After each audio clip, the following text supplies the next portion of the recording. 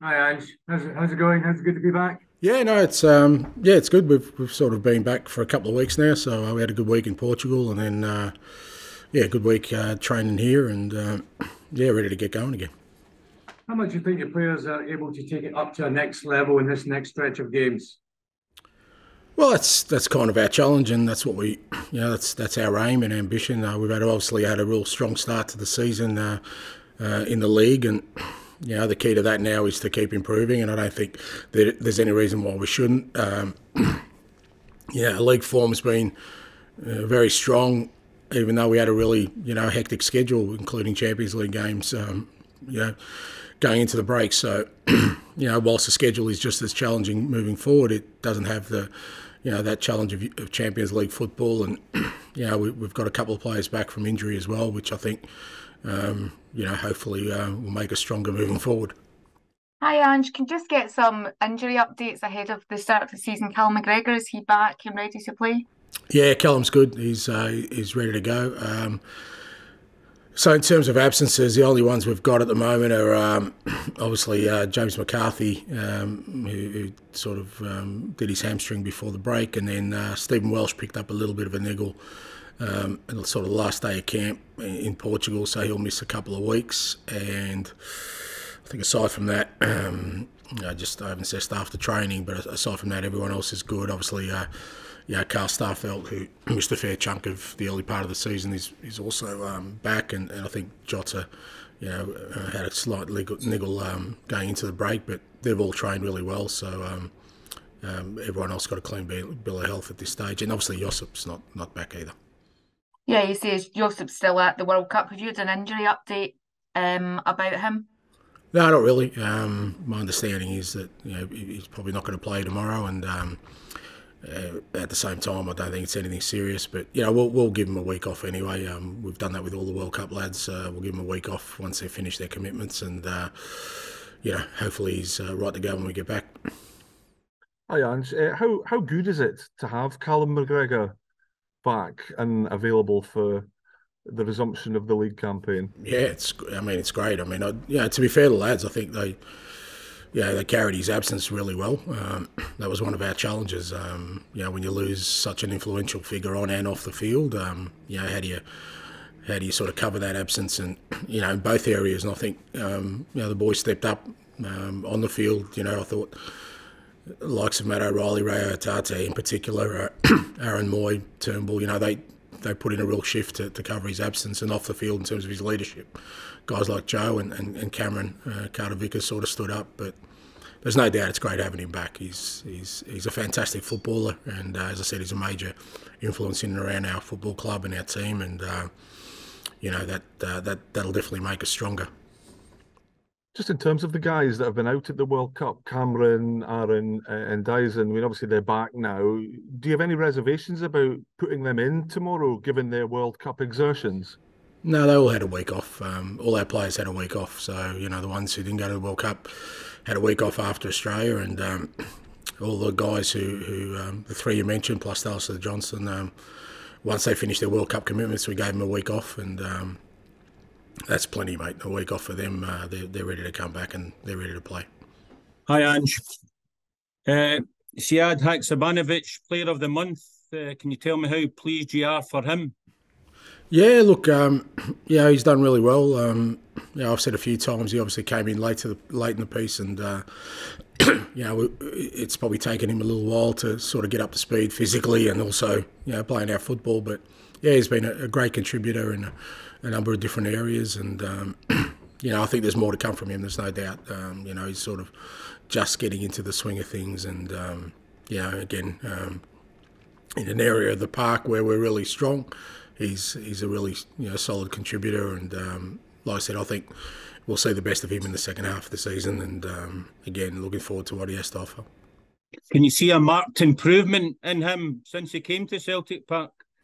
Well, only from the point of view that he obviously came to us, having missed a fair bit of football and missed pre-season, and he obviously had a difficult situation with his previous club, and it was always going to take him a little bit of time to settle into here and the way we play, and like I said, our training and just the fitness levels. So, he has got stronger, and as the season's progressed. And like I said, now it gives him that opportunity to have that foundation to kick on and hopefully have a strong sort of second half of the season.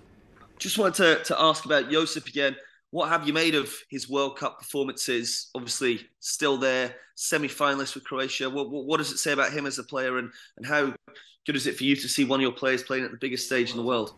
Yeah, he's done well. He's done brilliant, and great for him. And he's represented his country and our football club, really well. He's had strong performances against some, against world class opponents. And to be fair, I thought all our boys did well. I thought Aaron was outstanding for Australia to get into the knockout stages. Cameron in the game he played, I thought it was brilliant. Daizen's come back having scored a World Cup goal, which not many footballers get to experience that, and Alistair Johnson had 3 strong games for Canada. So from our perspective, it's not. Sometimes it's challenging when your players go away national team and don't play much, and that would have been probably a little bit more difficult for us. But having all of them go away and really be strong at that level, it's good for them. I think it gives them more self-belief, having matched it against the world's best. But great for us as a football club that they represent us as well. Just on Josip, he seems to be garnering attention from several clubs over Europe. Do you think that's just natural when you're playing so well on such a big stage? And if big offers were to come in for him in the January window, would the club look at them? Yeah, look, it's great he's getting noticed, and that's what you want. I want our players getting noticed. If they weren't getting noticed, they wouldn't be doing well. And so, he's done well, and as I said, he's represented his country, fantastically well in our football club. And aside from that, mate, everything else, you started it with an if, and I'll give you an if back, mate. If it stops snowing, then I'll be able to drive back home without having to get out of my car, so that'll be fine too. Hi, Ange. Aberdeen they've performed well at home this season. They've got quite an impressive record there. What are you expecting from them tomorrow, and especially given the conditions that are going to be at Pittodrie? Yeah, it's always a tough game. Even last year, we won there twice, but they tough games, both of them. So you expect a tough game, and you're right. Their home form's great, but I think it's probably been missed on a few people. But our away form's not bad either. So there's a bit in there as well. And the team did perform well without Callum McGregor in there, but now that he's back, how important do you think that is, having his experience in this second half of the season? Yeah, not just his experience, just his quality. He's a top footballer, and as I said, he's our captain and our leader, and he's a top footballer. So every time you get a player like that back after an absence, the whole group feels good about it, and I'm sure he's looking to sort of hit the ground running. He's worked really hard at training in the last couple of weeks to get himself back up to speed, and looking forward to having him back in the team, and no doubt he'll make us stronger. Hi, Ange. We went through a grueling amount of games before the break, and one of the main traits of this Celtic team was the squad rotation. We've got another busy couple of games coming up. 3 tough away games: Pittodrie, Easter Road and Ibrox. Is that squad rotation something we're going to see throughout this season, and is the squad at a point where you're probably happy with it? Yeah, look, I think it's fair to say we needed to do that through that period. I think the reason our form in the league was so strong was that we didn't get too many injuries through that time, and we were able to sort of put out a strong team even after sort of midweek excursions, particularly in the Champions League. There's no doubt if I hadn't rotated the team, I think we would have suffered injury-wise, and that would have affected it. So, I think that served us well, and I think it'll serve us well moving forward. As you said, we've still got a busy schedule coming up, and but I think from my perspective, it's about making sure that the whole squad's ready to go when required, and players are ready to step up when the opportunity arises for them. And right now we're in a pretty good place squad-wise. We've obviously added a couple of players who'll be available on January the 1st, which I think will also help us. And I think it's going to be part of our strength will be the ability to put out a strong team every week, irrespective of sort of the schedule we have. One of those players you've added is, of course, Alistair Johnson. We get a chance to chat to him on Monday, I was asking him about the inverted fullback role. I know that's something as Celtic fans have had to get used to, but he said he was quite intrigued to learn how to play it, and from what he's watched, he's excited about it. That position of the park, is that one of the easier sells when you're bringing a player in, just because of the freedom that they're going to get there? No, they've got no freedom. They've got a pretty strong leash on them, don't worry.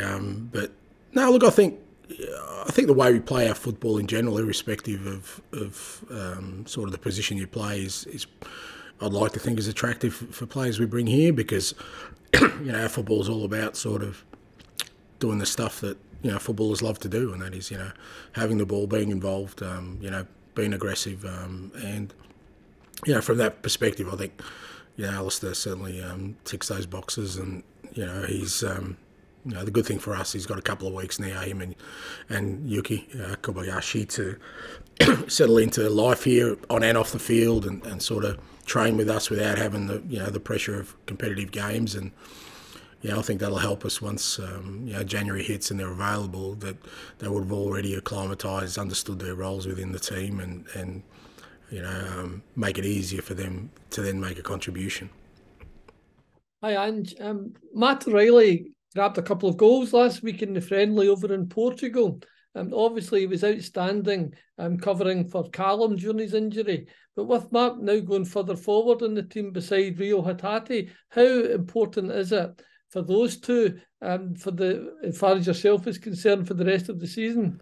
Yeah, look, it's important. I think it was a really good period for Matt and Rio, sort of without Callum there. They had to they took up the majority of the load in terms of playing just about every game, and both sort of young men, they wouldn't have experienced that kind of schedule before in their careers, and the fact that they got through it, and they got through it really strong and contributing, I think helps them in their mindset with what's ahead. Now I think for Matt in particular, obviously playing deeper, he kind of a little bit restricted in terms of how forward he could get, but I think it's given him an even greater appreciation for the role further up the field now. And like I said, he scored a couple of goals last week, and I believe he's got goals in him playing in that role. Same with Rao, same with Dave Turnbull as well. And it's an important part of our setup, because whilst our attacking players are always a threat, if you can have multiple threats out on the field, and that's what we try and create, and that comes through your midfield, and it makes you hard to stop. Scott Robertson was in the paper saying that his time at Celtic is likely to come to an end. What advice did you give him for his future career? Yeah, okay. I don't know if he should be sort of calling things himself in the papers, but anyway, aside from that, Scott's one of these players who's been here for a very long time as a young kid, and they all have dreams and aspirations to play for this football club, and sometimes circumstances and timing don't work out, but that doesn't mean they can't have a meaningful career. And my advice to Scott and to all the other young players is that ultimately it's about having everything they've invested, them and their families, into having a football career, that they see that out. And sometimes that's just about opportunity, going to a place where you play more, because once you reach a certain age, I think your next phase of development comes from playing. You can train and sort of get the information when you're younger, but once you hit, and Scott's 21 now, that he needs to go and play regularly, and I've got no doubt he can make a career for himself. And like I said, sometimes with these things, it's just a matter of timing, opportunity, what's in your way, and if that doesn't happen for him here, then I'm sure there'll be other opportunities for him elsewhere.